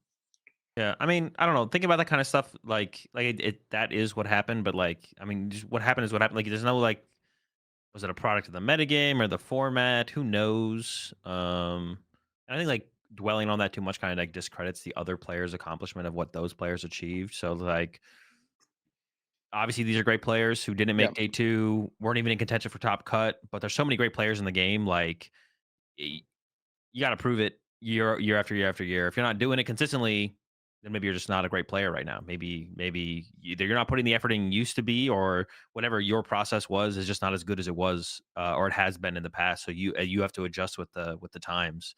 I mean, I think we'll see Tord in plenty of top cuts next season. I sure. for sure I would bet Tord's going to be in plenty of top cuts and will probably be one of the most successful players next season. It did kind of happen, and I heard it happen in like VGC a little bit as well. None of the players who top eighted NAIC in the video game made day two. All top eight of NAIC for VGC lost out in day one. I think is what I heard. So I don't know, maybe something in the water at Anaheim, but probably just there's a lot of really good players, so it's gonna be tough to be consistent. It's that much harder to be consistent in the current day and age of the game, which is good because like the level of the competition rising, I think is just a good thing for the game as a whole, and will make things more interesting in the future. I'm excited for. I mean, it might be kind of boring. Maybe it won't be that interesting. Uh, I'm kind of excited for the evolution of this metagame though, moving forward, because then the first couple tournaments next season are going to be in this format. So it could be a little bit like last year, where it was just like more Reggie Drago dominance. So that would be boring. Hopefully, Golden Go doesn't stick at 20%. People figure out stuff like new adaptations of the Zoroark decks. Maybe Charizard Pidgeot finds a place in the metagame where it's like Polt is out there, but it's like becomes a situation where it's like feels comfortable to play into hopefully dodging Polt. So we'll see. So I'm excited for the evolution of the metagame for sure. I feel like the world's uh metagame of this format was a little bit boring, but like overall looking back on it, like this is like a pretty boring world. 22% Golden Go. The builds of the Golden Go are cool. And then now, like, what is the best way to play Golden Go? That's like the cool question. So like the adaptation or the next evolution of this format, the next metagame as we head towards, I don't know, I think it's was it Monterey and Frankfurt or something? There's a Yeah, I think they're European, first up. like what people end up playing there is going to be like the interesting part of this format for sure. I think we know what the four worlds decks are going to be. That's always one of my favorite things to try to Yeah. predict, right? It's pretty straightforward. They usually try to get one deck from each age division and then one kind of like other deck to help represent the metagame. So the three decks that won are all different. Gardevoir, right? Riley's will get printed, definitely. Fuguan, shout outs as well. Fuguan Liao, the first ever world champion from China. Yeah, that They've, was pretty sick to see. they've only had the game for like 3 years, so that's pretty cool. Yeah. And played this Golden Go Joltik deck. Speaking of crazy ways to play Golden Go, right?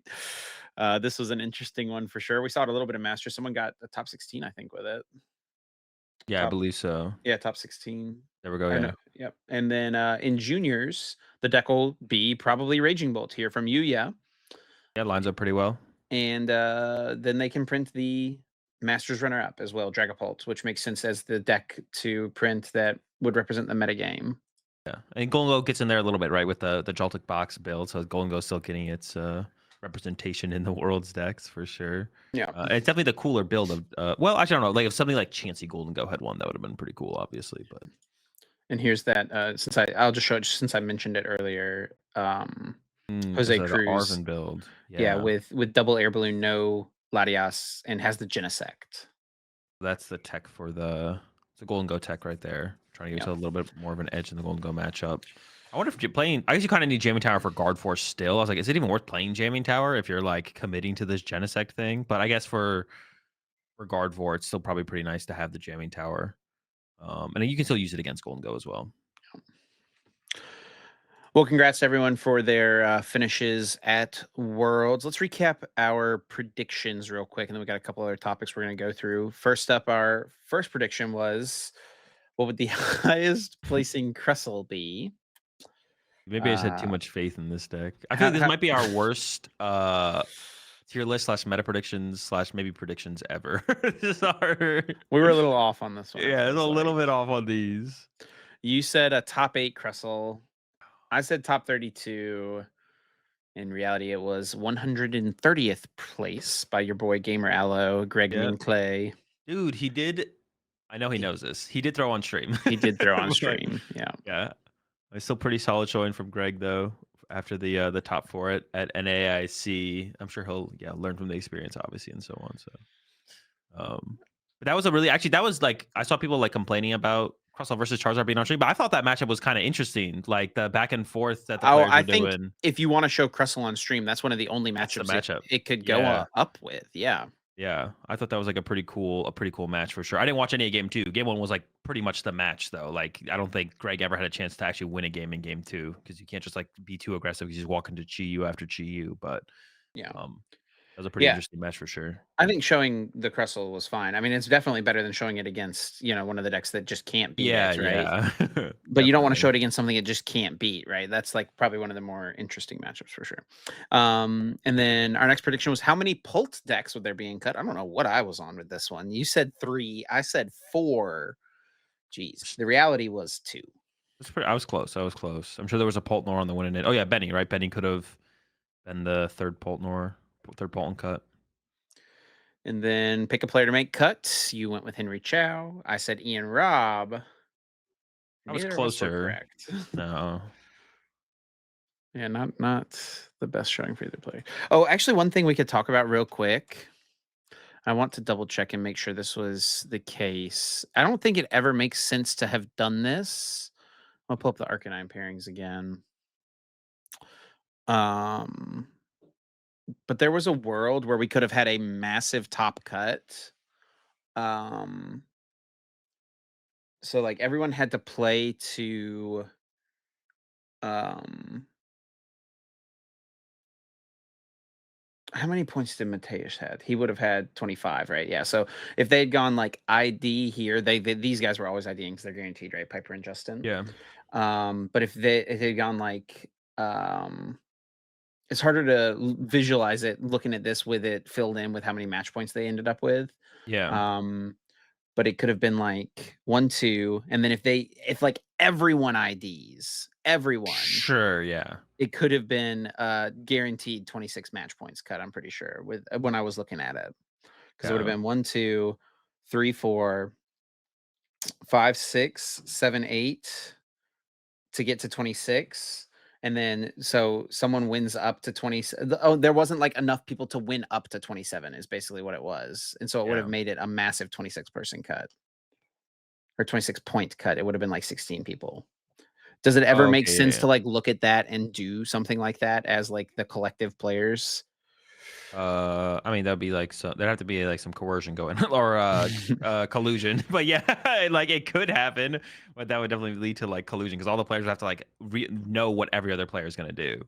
But I mean, like But you never even make that prediction. You never make the prediction because like if one of those doesn't tie, you look at it and be like, there's too many ties have to happen for 26 to be safe.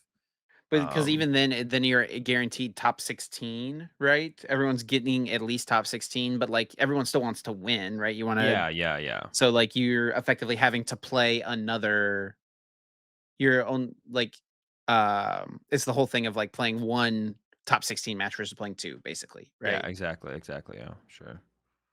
You may as well play the. Oh, I see what you're saying. The ID. Like you can ID and then play in top 16 later, or you can ID now and then like play in top 8, right? Yeah, yeah, yeah, yeah. Or Or you mean win now, win playing and that way? play in Yeah, top so it's 8. like playing. So yeah, the matchup like Oyvind is always taking the match against Smart, right? Like Oyvind's always playing it out against Gabriel because it's Charizard against Golden Go, stuff like that, Mhm. right? So it would be definitely a little bit matchup based, for sure, whether or not you'd want to play it out. But even then, you'd have to also be like know that 26 points is relatively safe to ever want to take that ID, unless you're just like content with top 16 if it doesn't go your way, right? Sure. Like it's like, oh, the not enough ties happened. We end up 26 points is now top 16 instead of top 8 And I can see people or asymmetrical. that decision. So, like, yes, everyone wants to be the world champion, right? But I can see that decision having a little more merit at this tournament compared to others because top 16 is $10,000, right? Yeah, yeah, yeah. I could definitely see. Yeah, I can see people being content with that trade off there. Yeah. Um, But yeah, some other stories to talk about here. First off, there was a big kind of discussion that happened after the World's finals, especially, but really, for the stream matches throughout the weekend, about prize checking, about the amount of time that is committed to prize checking by players. I saw a tweet where someone posted like the amount of time that each of the players, Justin and Riley, took on their first deck searches, and it was like 2 minutes, 2 minutes and 20 seconds, 1 minute 55 seconds, like very consistently, like around 2 minutes each first deck search, both games, right? Um, and just about what should be allowed in the game right now. yeah, yeah, and I think I don't know. The My biggest problem with prize checking right now is like I can't really fault anyone for doing it, right? Like as long as it's like, oh, this is allowed, I can do this, and then the question is whether or not you want to do it, right? Like if you want to take 2 minutes to prize check, and it's allowed, then yeah, sure, go do it, right? Like it's not something Yeah. I wouldn't fault a player for doing, or people shouldn't get any kind of hate for doing it.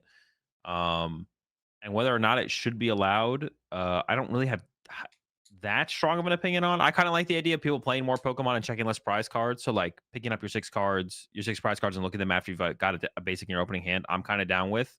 But the biggest thing that just needs to change is there needs to be guidelines in the rule book. Whether they want you to be able to take 5 minutes to prize check your prize cards, just put that in the rule book. Whatever it is that TPCI wants to have in the rule book for prize checking, or whatever they want to have existing for prize checking, just needs to be in the rule book. There needs to be a prize checking section in the time area of the rule book where it's like during the first search of the game for each player, the players will be generally prize checking or whatever for this action that we deem that we allow to have an extended amount of time. This is how much time you're allotted to take to check your prize cards. There needs to be guidelines in the rule book, no matter what it is. They could say you could take 30 minutes to prize check. It doesn't matter. They just need to tell us a number in the rule book. There needs to be something. It doesn't matter what it is. We need to start there, and then from there, if you're against how much time they allot us, or you think it's too little time, then you start to have the discussion around that. But we need to start by having guidelines in the rule book that we know exist, that we can play around, that players can monitor their opponent around, that judges can monitor the players around, and that they can reference to be like, no, you can't take this much time, or yes, I am allowed to take this much time. Yeah. It's 'Cause right basically now it's just, like kind of all ambiguous. Like no one knows. There's no yeah. like official number that we're playing around. And if there is, the players don't know it, and just the judges know it, and they haven't told us. And if it does exist, even if it exists on that level, where it's like, even if at the beginning of every regional they get on the loudspeaker and the TO's like, or whoever makes the announcement is like, by the way, for prize checking, you get 45 seconds.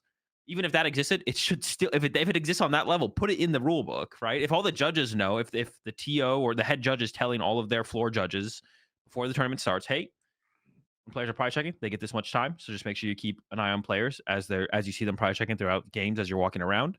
Um, that should be in the rule book then. Like if that is happening behind the scenes, if there's a general knowing for the judges that they know how much time players should get, and if there's not, if it's kind of just like fully up in the air, then then the judges need to come together. They need to talk to TPCI, whoever needs to come together and be like, all right, we need to set some guidelines forward for so everyone knows what's happening.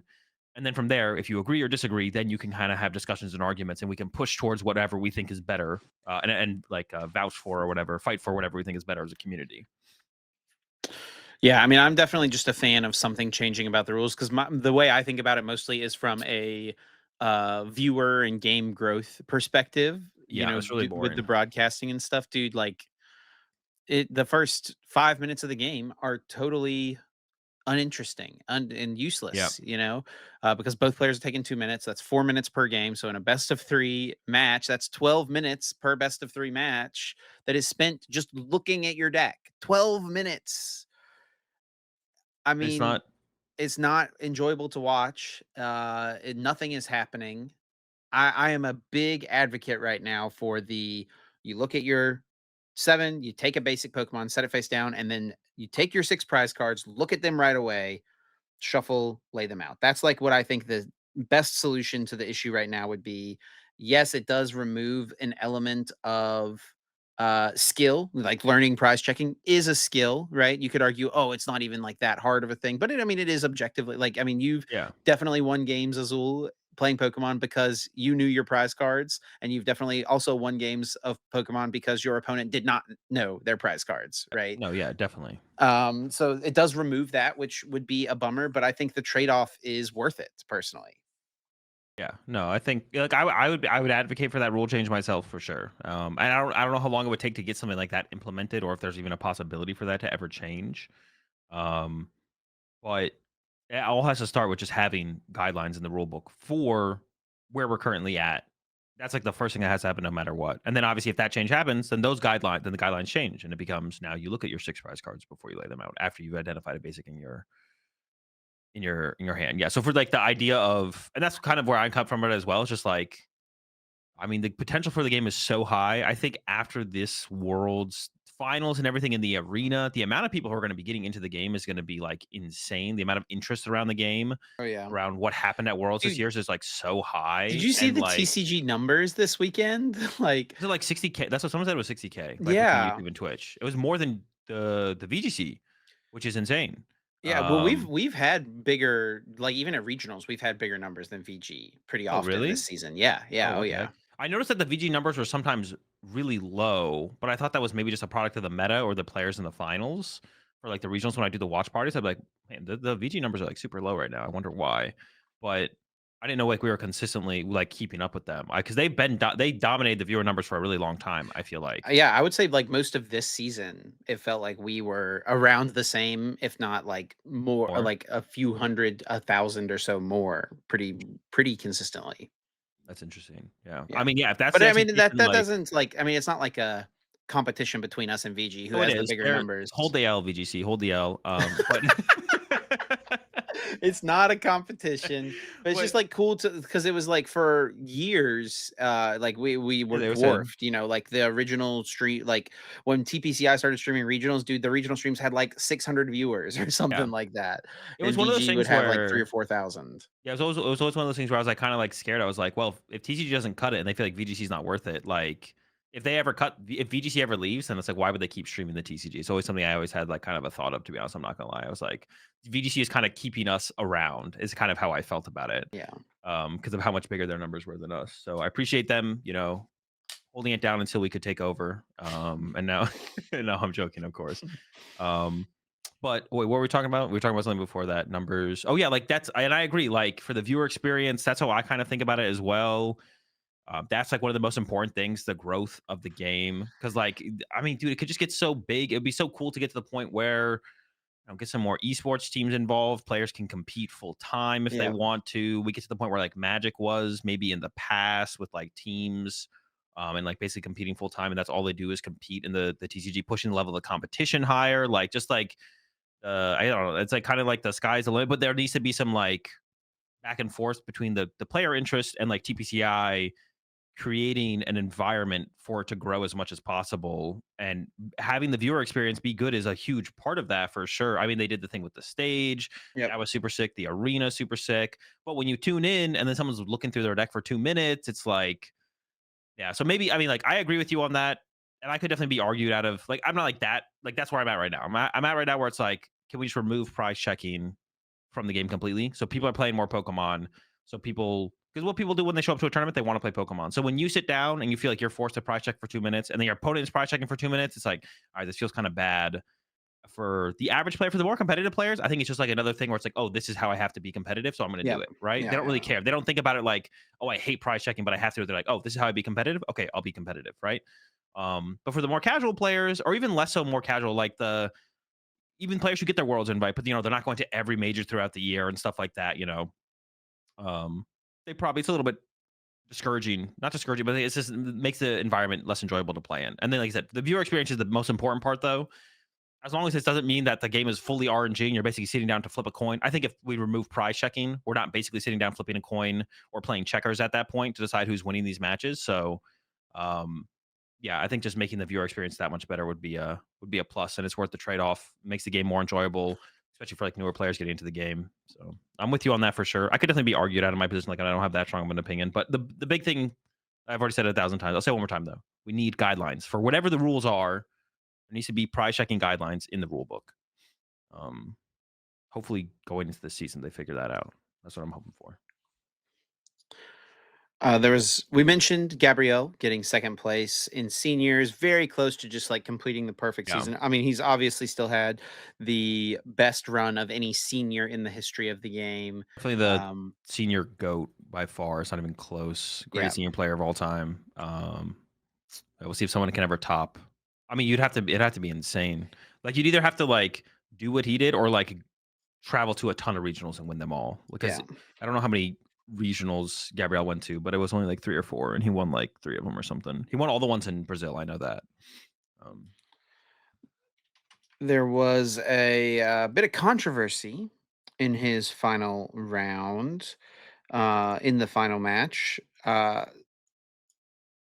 During a shuffle in the finals, his opponent needed it was down at the very end of game number 1, and Fuguan needed a superior energy retrieval to win the game. He had just used Arvin, he'd gotten the prime catcher and air balloon. Everyone knew kind of where this was going. He was going to prime catcher the Petrunt, and he needs superior energy retrieval to win the game. Like it was like basically telegraphed what was happening, right? yeah. Um, and then during the last turn, actually, I wonder if I could quickly find the clip to show. He uses the prime catcher. He brings up the Petrunt and sends his new Golden Go into the active spot, which was really clever and not super obvious sequencing by him as well to go for. So props to Fuguan for kind of identifying the right thing to do. Um, It's just like an all-in type situation. Yeah, yeah. Well, he could have used the coin bonus while it was on the bench and drawn 1 card.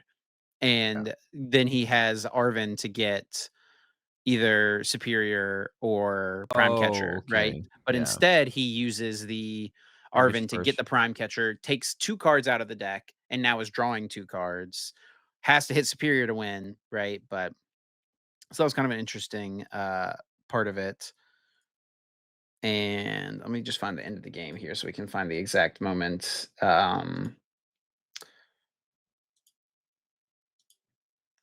Comes right down to it. This is sorry, there's a lot of This is why calling for this is why getting a judge call there is optimal, as a Gabrielle. judge Then shuffle. Yeah, judge shuffle sure. is optimal because then you can't the deck gets shuffled, and then there's no potential for controversy because you didn't flip over a superior energy retrieval. Yeah, so here's what happens. He needs specifically superior energy. Like I have never seen something like this in the game, and I don't know if we ever will. Like with like the situation, right? Like the world championship final match, $50,000 to first place. Like there could not be more on the line. He goes for the prime catcher here. Oh, brings up the Petron, and here it comes. Boom, 1, 2, and there's a face up superior energy retrieval as the 3rd card. Yeah. So a face up card in his deck, like how does that happen, right? The fact that it is the card that he needs to win the game as well. And these 2 cards, the way he drew his cards, they're both face down. We don't know what either of those 2 cards are Yeah. either. He's And immediately confused as well. it's like, what the heck happens? And so it gets back, it gets looked at. This was posted on Twitter. It did happen during so Fuguan presented the deck to Gabrielle to cut. So this is at 3101. I'll just remember that. He does present the deck to Gabrielle to cut, and Gabrielle shuffles it, which is fine, right? Everyone, I mean, that happens regularly. And you can see it right here. This is Gabrielle shuffling. You can oh, You see the flip. You see the flip happen in slower motion. I don't know. I kind of I see it might right be there. I'm on the wrong search. I'm on the wrong search. Oh, lock in chip. I know, bro. I'm just gonna go to the clip on Twitter. You see Yeah. the flip happen Yeah. right there. You see it get flipped. Gabrielle did not flip it on purpose. Because Yes, yes, yes, the yes, way yes, we yes, both just yes. said that made it sound like No, no, no. You Gabrielle did see not cheat. you see the flip happen. And yeah, there was like a lot of people seemed to think that this was like an attempt to cheat. I mean, it looks weird, right? Like, it's good. It's a good thing that people are like, I think hesitant to be like, all right, let's look at that again. Like, that's Yeah. fair. We Like, should kind of always weird. look at it. Yeah. Yeah. Because like the argument could be like, oh, if Gabrielle, here's what could have happened, right? Gabrielle's looking down at his opponent's deck while he's shuffling, sees a superior energy retrieval, and is trying to put it in a specific spot Yeah. so that his opponent doesn't draw it, right? Yeah. And then like fumbles that, and that's why that card flipped versus Yes. any other card flipping. Um, but yeah, I mean, I actually like was backstage and like looked at the replay POVs and cameras and stuff and of all of this as they were doing the judge review and stuff. And I can definitely confirm. I don't know that this was shown on stream. I don't think it was or anything like that. I can definitely confirm that Gabrielle was looking down and to the left as he Yeah. shuffled, and that Gabrielle was not looking at his opponent's deck at any point during the shuffle. Like I witnessed it with my own eyes. But also, this would be like if he was looking at his opponent's deck. Like you should know that a face-up card is going to like this would not like he would know that the card had inadvertently gotten flipped face up, right? If Yeah. Yeah. he was like peeping his opponent's deck. So I think it's like pretty evident that this was not like an attempt to cheat or anything like that. Um I think it's Nor pretty obvious that this was just like a crazy, weird, inadvertent mistake. The thing that is just mind blowing about it is like the situation and the stakes that were Yeah, it was a at play superior, and here. then it was the next card after the Yeah, I can already hear the comment on the YouTube section though being typed out right now. There's classic Azul and Chip always defending top players in the Pokemon TCG space, covering up for like yeah.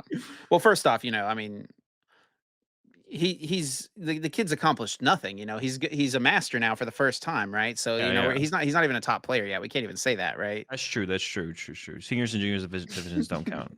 Exactly. Obviously, jokes here, but uh, Did then they this stream this on Play Pokemon? they streamed on both. Okay, okay. I wonder if they're gonna Yeah. make the transition over to only Play Pokemon in the future. Yeah, I don't I think didn't there's realize. really a reason to. It looks like they've got it on both. I mean, the only reason would be if you wanted to like keep the chats unified, right? Yeah, yeah, yeah. Otherwise, you just want to put it out everywhere that it's possible to have it put out. You might as well. Yeah, I guess. Yeah. Is this But then the Play Pokemon channel is like new, right? On the YouTube? Like it's like yeah, this yeah, within year? the last few months. Yeah, yeah. Um, so then it's this super long like judge decision that has to take place and they resolve it, they get it sorted out. There's no penalties given. They determine that, nothing nefarious is at play here or whatever. And Fuguan drew one of the other superior energy retrievals. So it was like a long time, and then Fuguan just had the win. Oh, did he win this turn still? Yeah, yeah, yeah. Oh, okay. One of those other two cards was another superior energy retrieval. Nice. Oh, wait, it was one of the first 2 drawn? Yeah, yeah, That's kind of funny. yeah. Yeah. But yeah, I don't know that we have anything else really to talk about with the Gabrielle situation. Do you have any other thoughts? Oh, no, yeah, yeah, yeah. Yeah, I think it was yeah, like I said, it's always fair to, like, stop and look, but then, like, kinda wait And for full information. Don't, like, the biggest thing is just, like I don't know, I say it all the time, it's like just always wait for, like, more information to get out before you have, like, a super strong opinion on everything. It is that's not bad to, like, stop and look and, like, identify and have a discussion around a situation, but then wait for more information and, make a full judgment call from there as always. Don't be hasty to just have an opinion with, like, limited information or potentially, like, not altered information, but, like, if someone says something and then, like, puts out something in a manner where it, like, more so confirms their take on it, then, like, you're gonna be a little bit more biased, than you otherwise would be if you just kind of get all the information first before you form an opinion. I don't think there was anything wrong here at all. And then finally, we had the closing ceremony. There was a bunch of announcements. They announced stuff for all the games. They did the Pokemon Go like Dynamax Eternatus thing, which was honestly kind of sick because basically it was like, this is out now and you can go catch it tonight in Anaheim, like for Yeah. exclusive for people who were there at World. So that's like pretty cool to see. They announced some stuff about Pocket, Mega Pokemon coming to Pocket. They gave up 3 points, which is pretty interesting in a 3-point game, right? Yeah, the Uh, mega dude, they've gone so I mean, I know something like I've heard from people who play Pocket, like, just, like, they just release cards so fast and consistently over there. It's, like, fatiguing to, like, keep yeah. up with the game.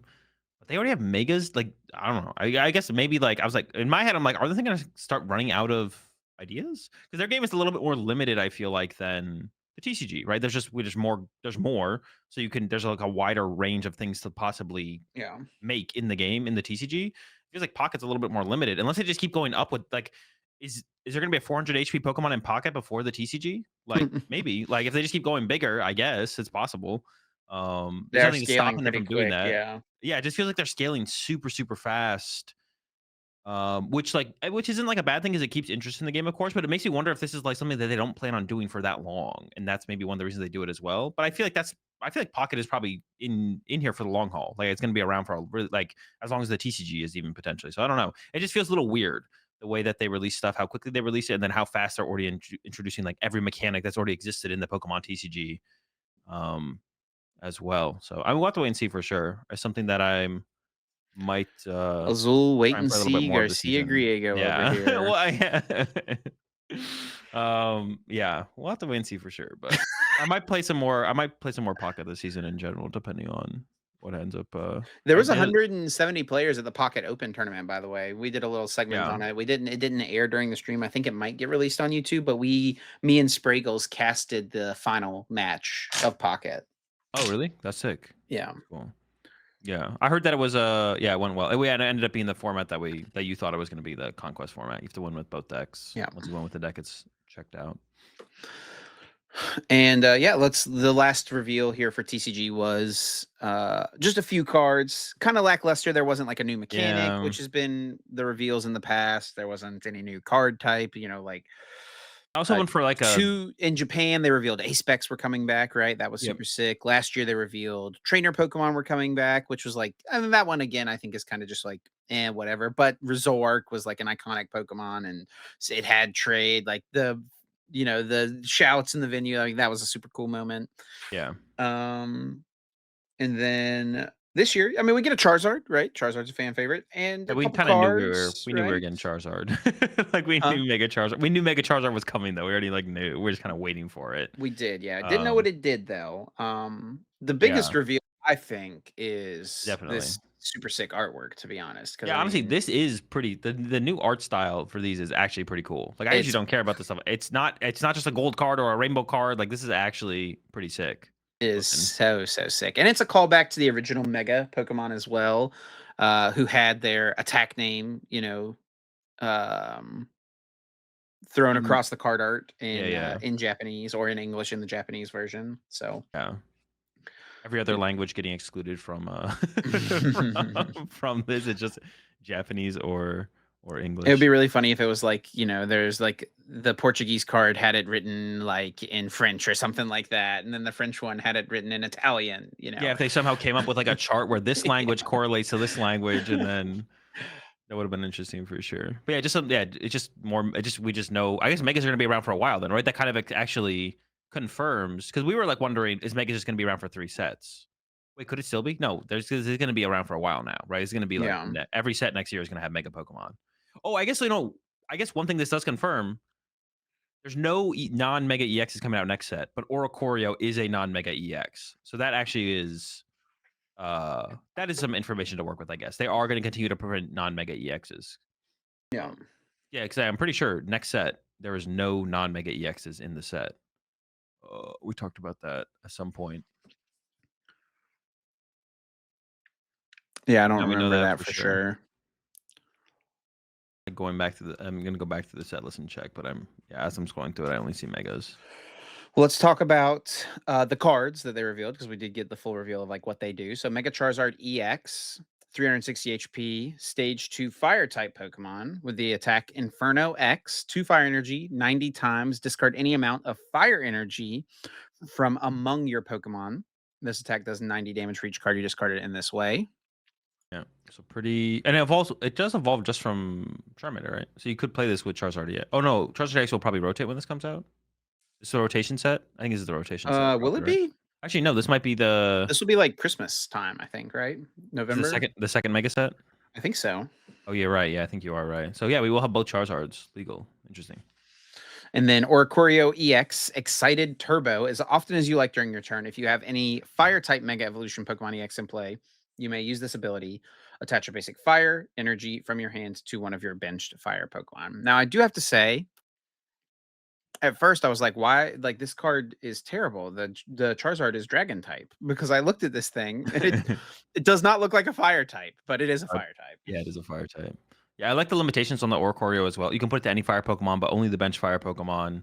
You have to have the fire Mega in play. So honestly, looking at like that combination of cards, like I don't know, maybe there's gonna be some hope for like one prize decks because a one prize deck would be really good into like this Oricorio Mega Charizard deck. Like you probably just beat them. I can't name a good one prize deck right now, but you know what I'm saying? Like it's just like a lot of low HP two prizes on the bench, the Mega and the active, like it's the same thing when I read the Dragonite as well. It's like, oh, one prize decks seem pretty good into this, unless you're like playing the Dragonite with uh Dynamotor, Eel, and Iron Hands, I guess. Iron Hands could get involved, but that's a lot to put into a deck with the stage two. Also, Mega Manetric is kind of the same thing as Dragonite, but better.